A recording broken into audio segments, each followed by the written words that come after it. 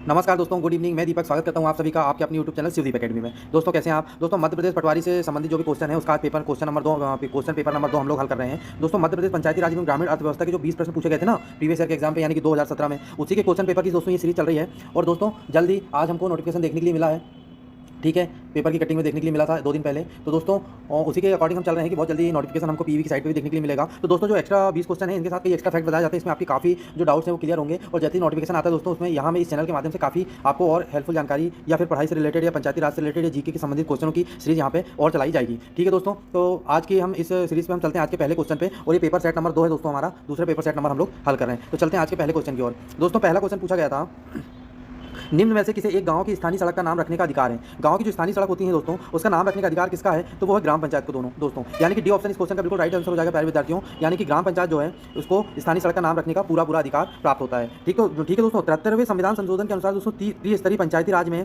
प्रारंभिक स्तर की संस्था ग्राम पंचायत सबसे महत्वपूर्ण संस्था है। दोस्तों ग्राम पंचायत ही निर्वाचित प्रतिनिधियों की ऐसी संस्था है जिसे जनता के सामने आकर होकर जवाब देना पड़ता है तथा अधिकांश कार्यकलापों के लिए निर्णय लेने हेतु पहले इसकी सहमति भी लेनी पड़ती है दोस्तों। ठीक है दोस्तों, आई होप को आपको जानकारी समझ में आई होगी। अगर वीडियो अच्छा लग रहा हो तो दोस्तों वीडियो को लाइक और चैनल को सब्सक्राइब करना ना भूलें। चैनल का नाम है दोस्तों शिवदीप एकेडमी, शिवदीप एकेडमी। ठीक है दोस्तों, तो दोस्तों चैनल को सब्सक्राइब कर लें और वीडियो को लाइक जरूर करें। चलते हैं दूसरे क्वेश्चन की ओर। तो दोस्तों दूसरा क्वेश्चन पूछा गया था, मध्य प्रदेश के किस जिले में सर्वाधिक आलू का उत्पादन होता है? दोस्तों ये पटवारी परीक्षा में पूछा गया इंपॉर्टेंट क्वेश्चन है और इन्हीं के साथ जो एक्स्ट्रा फैक्ट्स बताए जा रहे हैं वो भी दोस्तों आपको मतलब परीक्षा में काफी हेल्पफुल साबित होंगे। और दोस्तों मैं ऐसी आशा करता हूँ कि ये क्या ज़्यादा कोई बहुत बड़ा सिलेबस नहीं है, ये क्वेश्चन रिपीट भी हो सकते हैं। तो आपको जितना माइंड में रहेंगे या कॉन्सेप्ट क्लियर रहेंगे तो आप इन क्वेश्चनों के आंसर दे सकते हैं। तो दोस्तों अभी बताते हैं मध्य प्रदेश के किस जिले में आलू का उत्पादन सर्वाधिक होता है? तो वो होता है दोस्तों छिंदवाड़ा में। ठीक है, यानी कि ये ऑप्शन इसका बिल्कुल राइट आंसर है। दोस्तों क्या होता है, मध्य प्रदेश में सर्वाधिक आलू का उत्पादन तो इंदौर में होता है, किंतु दिए गए विकल्पों के अनुसार दोस्तों सर्वाधिक आलू का उत्पादन छिंदवाड़ा में होता है। प्रदेश के अन्य आलू उत्पादक जिले भी हैं, जैसे कि देवास में होता है। ठीक है दोस्तों, देवास का उत्पादन होता है, शाजापुर में होता है। ठीक है दोस्तों, शाजापुर में होता है, आगर मालवा में होता है। तो ये अन्य जिले भी हैं जहाँ के आलू का उत्पादन सर्वाधिक होता है। आई होप कि आपको जानकारी समझ में आई होगी। चलते हैं अगले क्वेश्चन की ओर। दोस्तों अगला क्वेश्चन पूछा गया था, मुख्यमंत्री भावांतर भुगतान योजना के लाभार्थी निम्न है। कौन है दोस्तों? आप सभी को पता है, जितने भी किसान है, कृषि प्रधान देश है अपना, और मध्य प्रदेश में भी अधिकतर किसान है। सबके घर में आपने देखा होगा कि भावांतर का जो पैसा है वो अलग से आपके खाते में डालता है। ठीक है दोस्तों, ये किससे संबंधित है? किसान से संबंधित है। सी ऑप्शन इसका बिल्कुल राइट आंसर है। दोस्तों मंडी में भावों के उतार चढ़ाव से किसानों की सुरक्षा प्रदान करने के लिए मध्य प्रदेश सरकार ने दोस्तों 29 अगस्त 2017 को चालू खरीफ के मौसम में प्रायोगिक आधार पर मुख्यमंत्री भावांतर भुगतान योजना शुरू की थी। इस योजना के तहत दोस्तों किसानों को मंडी में उपज का दाम कम मिलने पर न्यूनतम समर्थन मूल्य या औसत आदर्श दर में अंतर की राशि का सरकार सीधे किसान के खाते में भुगतान करेगी। ठीक है दोस्तों, ये कब शुरू की गई थी? तो 29 अगस्त 2017 को। ये क्वेश्चन भी आपसे पूछा जा सकता है। ठीक है दोस्तों, आई होप कि आपको जानकारी समझ में आई होगी। चलते हैं नेक्स्ट क्वेश्चन की ओर। दोस्तों नेक्स्ट क्वेश्चन पूछा गया था, किस शहर में reserve bank of India college of agriculture banking स्थित है? किस शहर में स्थित है दोस्तों? तो वो है पुणे में दोस्तों, यानी कि सी ऑप्शन इस क्वेश्चन का बिल्कुल राइट आंसर है। दोस्तों भारतीय reserve bank college of agriculture banking Bharat के पुणे शहर में स्थित है। यह पुणे के अशोक नगर में स्थित है। पुणे में भी कहाँ पे स्थित है? तो ये अशोक नगर में स्थित है। कहाँ पे दोस्तों? अशोक नगर में। ठीक है दोस्तों, चलते हैं नेक्स्ट क्वेश्चन की ओर। दोस्तों नेक्स्ट क्वेश्चन पूछा गया था, प्रधानमंत्री आदर्श ग्राम योजना का प्रायोगिक चरण किस वर्ष शुरू किया गया? तो दोस्तों प्रधानमंत्री आदर्श ग्राम योजना का प्रायोगिक चरण किस बार शुरू किया गया था? तो वो शुरू किया गया था दोस्तों 2010 में, यानी कि सी ऑप्शन इस क्वेश्चन का बिल्कुल राइट आंसर है दोस्तों प्रधानमंत्री आदर्श ग्राम योजना यानी कि PMAGIE का प्रायोगिक चरण 2010 में शुरू किया गया था। यह एक ग्रामीण विकास कार्यक्रम है जो केंद्र सरकार द्वारा वित्तीय वर्ष यानी कि 2009 से 2010 के गांवों के विकास के लिए शुरू किया गया था दोस्तों। ठीक है, इस योजना को महत्वाकांक्षी माना जाता है क्योंकि इसका लक्ष्य गांवों में कई विकास कार्यक्रम को लाना है। ठीक है दोस्तों, आदर्श ग्राम योजना का के तहत। ठीक है, चलते हैं नेक्स्ट क्वेश्चन की ओर। दोस्तों नेक्स्ट क्वेश्चन पूछा गया था, किसान किस वेबसाइट से कृषि उत्पादों के मूल्य से संबंधित सूचना प्राप्त कर सकते हैं? ठीक है दोस्तों, किसान किस वेबसाइट से कृषि उत्पादों के मूल्य से संबंधित सूचना प्राप्त कर सकते हैं? तो कौन सी भी वेबसाइट है दोस्तों? तो एगमार्क नेट, यानी कि बी ऑप्शन इस क्वेश्चन का बिल्कुल राइट आंसर है। एगमार्क नेट से किसान अपने मूल्यों की, कृषि उत्पादों के मूल्यों की संबंधित सूचना प्राप्त कर सकते हैं। ठीक है दोस्तों, तो दोस्तों किसान क्या है अपनी उपज की कीमत की जानकारी एगमार्क नेट वेबसाइट पर या किसान की कॉल सेंटर अथवा SMS के माध्यम से भी प्राप्त कर सकते हैं। ठीक है दोस्तों, आई होप कि आपको जानकारी समझ में आई होगी। चलते हैं अगले क्वेश्चन की ओर। दोस्तों अगला क्वेश्चन पूछा गया था, कुटीर उद्योग ज्योति योजना निम्न से संबंधित है।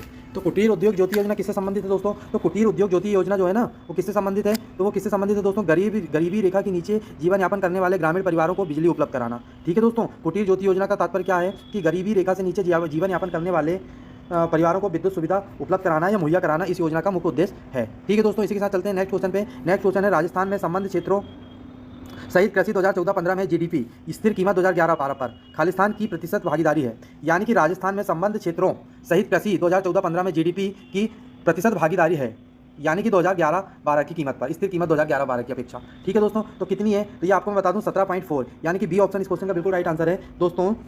वर्ष 2014-15 के आंकड़ों के अनुसार कृषि एवं संबद्ध क्षेत्र का हिस्सा वर्ष 2011-12 के मूल्य पर जीडीपी का 17.4% था, जिसमें फसलों, पशुधन, वानिकी तथा वृक्ष कटाई एवं मत्स्यिकी उपक्षेत्र जीडीपी के क्रम से 10.9, 4.4, 1.2 और 0.9% थे। ठीक है दोस्तों, इसी के साथ चलते हैं नेक्स्ट क्वेश्चन की ओर। दोस्तों नेक्स्ट क्वेश्चन पूछा गया था, खाद्यान्न के लिए समर्थन मूल्यों की एक नीति सर्वत्र भारत में खालिस्तान को अपनाई गई थी। पूरे भारत में खाद्यान्न के लिए समर्थन मूल्यों की नीति भारत में कब अपनाई गई थी? तो ये अपनाई गई थी दोस्तों 1964 पे। कब दोस्तों? 1964, यानी कि सी ऑप्शन इस क्वेश्चन का बिल्कुल राइट आंसर है। दोस्तों भारतीय खाद्य निगम की स्थापना खाद्य अधिनियम 1964 के तहत खाद्य नीति के निम्नलिखित उद्देश्यों को पूरा करने के लिए की गई थी, जो कि मैं आपको कुछ पढ़ के सुना देता हूँ। जैसे कि दोस्तों मूल स्थिरता के लिए बाजार में हस्तक्षेप करना, खाद्य सुरक्षा के उपाय के तौर पर बफर स्टॉक बनाए रखना, किसानों के हितों को सुरक्षित रखने के लिए प्रभावी मूल्य समर्थन, सार्वजनिक वितरण प्रणाली के तहत देश भर में खदानों का वितरण, ये कुछ महत्वपूर्ण उद्देश्यों को पूरा करने के लिए दोस्तों ये नीति सर्वत्र भारत में लागू की गई थी। ठीक है दोस्तों, इसी के साथ चलते हैं नेक्स्ट क्वेश्चन की ओर। नेक्स्ट क्वेश्चन है दोस्तों, संवैधानिक प्रावधान के अनुसार जिला परिषद के अध्यक्ष का चुनाव कैसे होगा?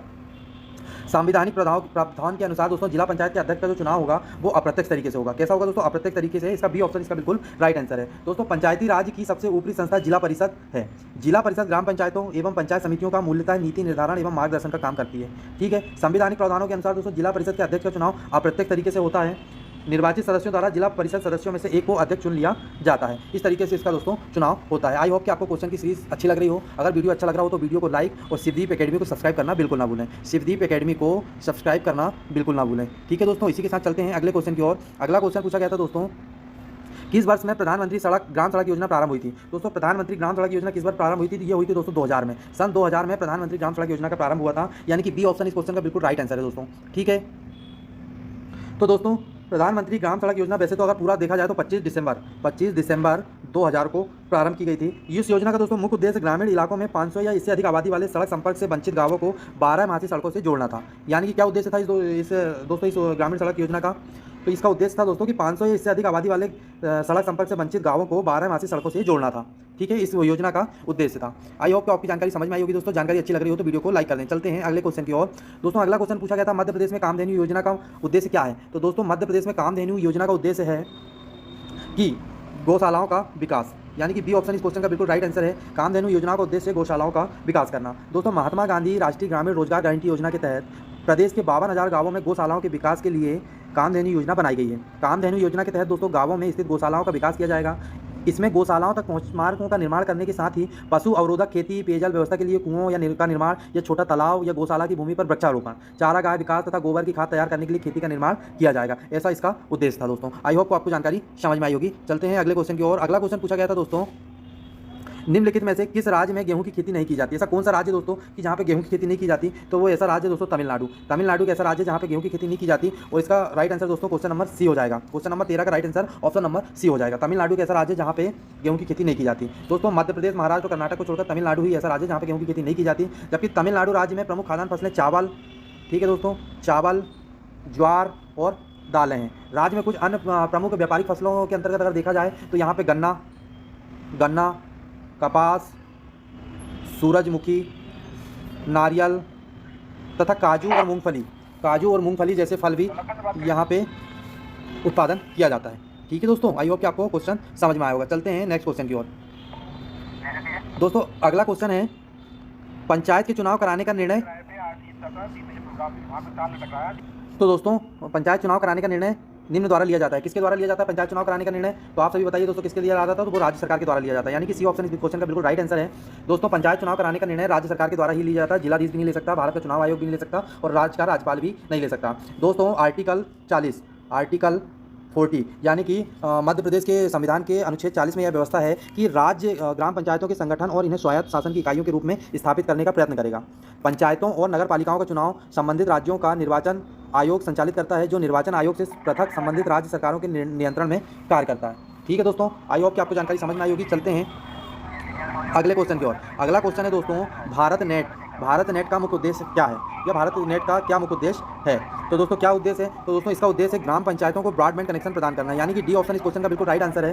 दोस्तों भारत नेट का उद्देश्य है कि ग्राम पंचायतों को ब्रॉडबैंड कनेक्शन प्रदान करना। ठीक है दोस्तों क्या है कि भारत सरकार द्वारा उच्च गति वाले ऑप्टिकल फाइबर नेटवर्क के साथ पूरे देश में 1 लाख से अधिक ग्राम पंचायतों को जोड़ने के लिए भारत नेट परियोजना शुरू की गई।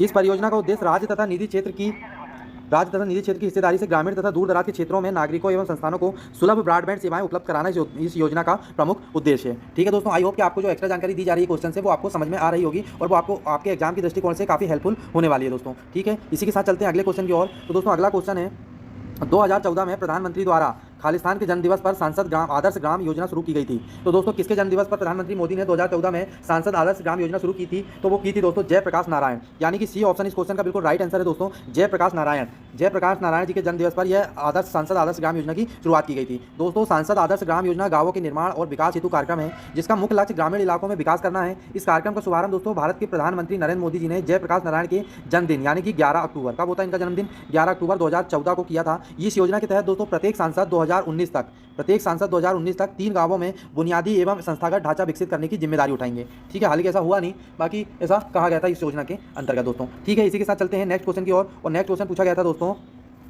The Mahatma Gandhi State Institute of Rural Development and Panchayati Raj Khalistan में स्थित है, यानी कि महात्मा गांधी राज्य ग्रामीण विकास संस्थान एवं पंचायती राज कहाँ स्थित है? तो ये कहाँ स्थित है दोस्तों? तो ये है मध्य प्रदेश के जबलपुर जिले में। ठीक है, यानी कि बी ऑप्शन इस क्वेश्चन का बिल्कुल राइट आंसर है दोस्तों, मध्य प्रदेश के जबलपुर जिले में यह स्थित है। ठीक है, महात्मा गांधी राज्य विकास एवं पंचायती राज संस्थान मध्य प्रदेश राज्य के जबलपुर में स्थित है।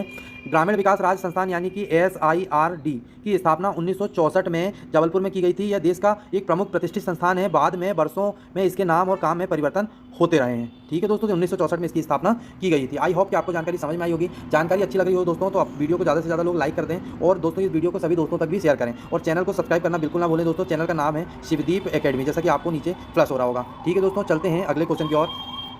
दोस्तों अगला क्वेश्चन पूछा गया था, मध्य प्रदेश में पंचायतों में अन्य पिछड़े वर्गों के लिए कितने प्रतिशत सीटें आरक्षित हैं? पंचायतों में जो दोस्तों अन्य पिछड़े वर्ग के लिए सीटें आरक्षित हैं वो कितने परसेंट है? तो आप सभी बताइए मुझे दोस्तों कितने परसेंट है? तो वो है 25%। कितने परसेंट दोस्तों? 25%, यानी कि सी ऑप्शन इस क्वेश्चन का बिल्कुल राइट आंसर है। पंचायतों में दोस्तों क्या होता है, महिलाओं में आरक्षण की व्यवस्था है।